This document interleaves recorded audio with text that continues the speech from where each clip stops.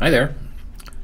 It's March the 7th. Time for day 67 of our Through the Bible in 1 Year. Still in numbers for a few more days yet. Today there's a war. It's rather brutal. Hard to read nowadays, but we're going to read it. So let's jump into it. Well, get a little smaller here. Okay. Vengeance on Midian. The Lord spoke to Moses, saying, "Avenge the people of Israel on the Midianites. Afterward you shall be gathered to your people." All right? And then you're going to die. All right. So Moses spoke to the people, saying, "Arm men from among you for the war, that they may go against Midian to execute the Lord's vengeance on Midian. You shall send 1,000 from each tribe of the tribes of Israel to the war."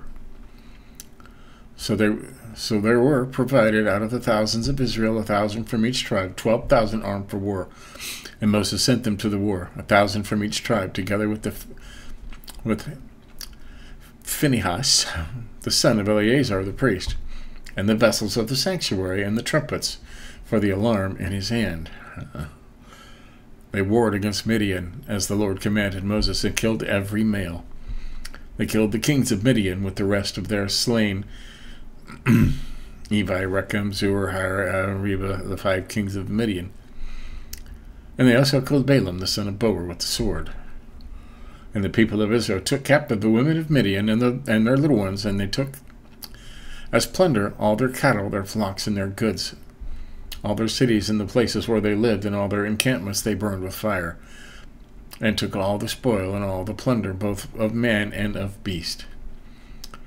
They brought the captives and the plunder and all the spoil to Moses and to Eleazar the priest, and to the congregation of the people of Israel at the camp of the plains of Moab by the Jordan at Jericho. Got all that. Moses and Eleazar the priest and all the chiefs of the congregation went to meet them outside the camp, and Moses was angry with the officers of the army, the commanders of the thousands and the commanders of the hundreds who had come from the service in the war. Moses said to them, "Have you let all the women live? Behold, these, on Balaam's advice, caused the people of Israel to act treacherously against the Lord in the incident of Peor. And so the plague came among the congregation of the Lord. Now therefore kill every male among the little ones," all the little male children, huh? "And kill every woman who has known man by lying with him." Right? Kill every woman who's not a virgin. "But all the young girls who have not known man by lying with him, keep alive for yourselves." Wow. I'm not sure how I feel about that. "And camp outside the camp 7 days. Whoever of you has killed any person and whoever has touched any slain, purify yourselves and your captives on the 3rd day, and on the 7th day you shall purify every garment and every article of skin and all work of goat's hair and every article of wood." Remember all those laws: wash and stay 7 days. Then Eleazar the priest said to the men in the army who had gone to battle, "This is the statute of the law that the Lord has commanded Moses. Only the gold, the silver, the bronze, the iron, and the tin, and the lead, everything that can stand the fire, you shall pass through the fire, and it shall be clean. Nevertheless, it shall also be purified with water for impurity, and whatever cannot stand the fire, you shall pass through the water. You must wash your clothes on the 7th day, and you shall be clean, and afterwards you may come up into the camp." Well, the Lord said to Moses, "Take the count of the plunder that was taken, both of man and of beast, you and Eleazar the priest and the heads of the fathers' houses of the congregation, and divide the plunder into 2 parts between the warriors who went out to battle and all the congregation. And levy for the Lord a tribute from the men of war who went out to battle, 1 out of 500 of the people, and of the oxen, and of the donkeys, and of the flocks. Take it from their half, and give it to Eleazar the priest as a contribution to the Lord. And from the people of Israel's half you shall take 1 drawn out of every 50 of the people of the people, of the oxen, of the donkeys, of the flocks, of all the cattle, and give them to the Levites, who keep guard over the tabernacle of the Lord. And Moses and Eleazar the priest did as the Lord commanded Moses. Okay. Yeah. Now the plunder remaining of the spoil that the army took was, are you ready for this? 675,000 sheep, 72,000 cattle, 61,000 donkeys, and 32,000 persons in all. Wow. Women who had not known man by lying with him. Virgins. And the half of the portion of those who had gone out to the army numbered 337,500 sheep. And the Lord's tribute of sheep was 675. The cattle was 36,000, of which the Lord's tribute was 72. The donkeys were 30,500, of which the Lord's tribute was 61. The persons were 16,000, of which the Lord's tribute was 32 persons. Well, what did they do with those people? I mean, they didn't sacrifice people to God, did they? And Moses gave the tribute, which was the contribution to the Lord, to Eleazar the priest, as the Lord commanded Moses. From the people of Israel's half, which Moses separated from that of the men who had served in the army. Now the congregation's half was 337,500 sheep, 36,000 cattle, and 30,500 donkeys, and 16,000 persons, virgins. From the people of Israel's half, Moses took one of every 50, both of persons and of beasts, and gave them to the Levites, who kept guard over the tabernacle of the Lord, as the Lord commanded Moses. And the officers who were over the thousands of the army, the commanders of the thousands and the commanders of the hundreds, came near to Moses and said to Moses, "Your servants have counted the men of war, and who are under our command. There is not a man missing among us. And we have brought the Lord's offering. With each man found articles of gold, armlets and bracelets, signet rings, earrings, and beads, to make atonement for ourselves for the Lord." And Moses and Eleazar the priest received from them the gold, all crafted articles, and all of the gold of the contribution that they presented to the Lord. The commanders of thousands and the commanders of the hundreds was 16,750 shekels. The men in the army, does that have the actual weight? 2/5 of an ounce was a shekel. So the men of the army had each taken plunder for himself. And Moses and Eleazar the priest had received the gold from the commanders of the thousands and of the hundreds, and brought it into the tent of meeting as a memorial for the people of Israel before the Lord. Reuben and Gad settled in Gilead. Now the people of Reuben and the people of Gad had a very great number of livestock, and they saw the land of Jazer and the land of Gilead, and behold, the place was a place for livestock. So the people of Gad and the people of Reuben came in and said to Moses and to Eleazar the priest and to the chiefs of the congregation, all these people, the land the Lord struck down before the congregation of Israel is a land for livestock, and your servants have livestock. They said, if we have found favor in your sight, let this land be given to your servants for a possession. Do not take us across the Jordan.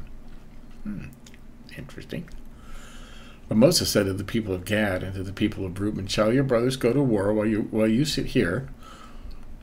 Why will you discourage the heart of the people of Israel by going over into the land that the Lord has given them? Your fathers did this when I sent them to Kadesh Barnea and to see the land. For when they went up to the valley of Eshcol and saw the land, they discouraged the heart of the people of Israel from going into the land that the Lord had given them.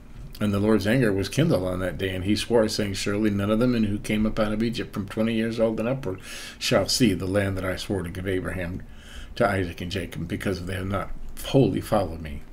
None except Caleb, the son of, those people, and Joshua, the son of Nun. For they have wholly followed the Lord. And the Lord's anger was kindled against Israel, and he made them wander into the wilderness 40 years, until all the generation that had done evil in the sight of the Lord was gone.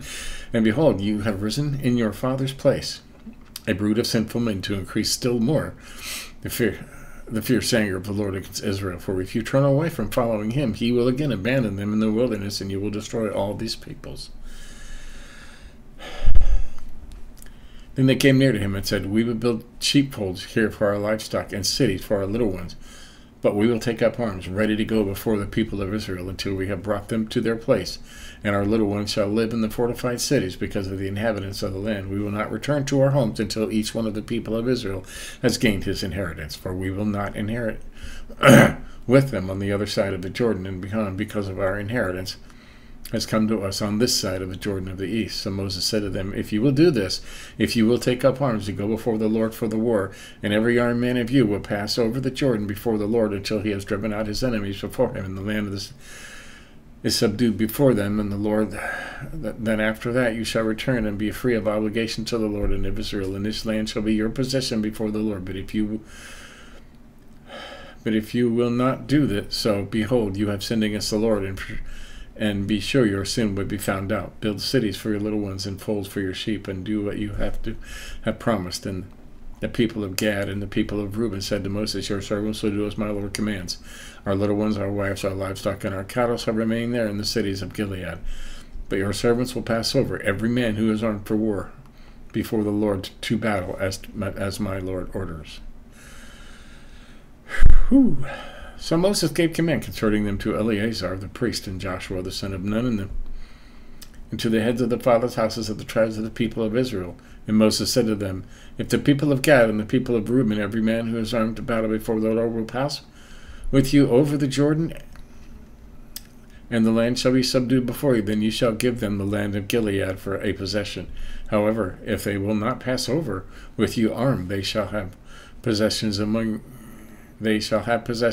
you in the land of Canaan. And the people of Gad and the people of Reuben answered, what the Lord has said to your servants, we will do. We will pass over armed before the Lord into the land of Canaan, and the possession of our inheritance shall remain with us beyond the Jordan.